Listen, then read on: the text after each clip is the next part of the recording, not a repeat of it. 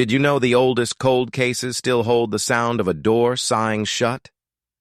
I walked the city archives after midnight, fingertips brushing dust off folders. Villisca, June 9th, 1912. The night 8 people slept and woke to a crime that hollowed a town.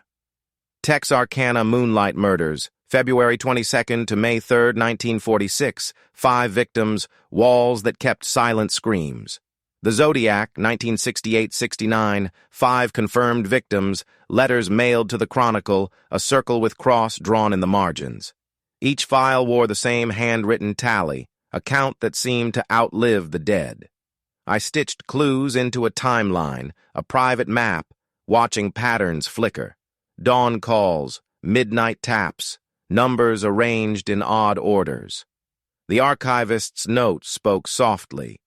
Some crimes want to outlive their maker. When the clock sighed to 2:17 a.m., the room grew colder, and a page turned itself, as if someone who never spoke chose who to name. Cold cases don't sleep. They listen. They wait.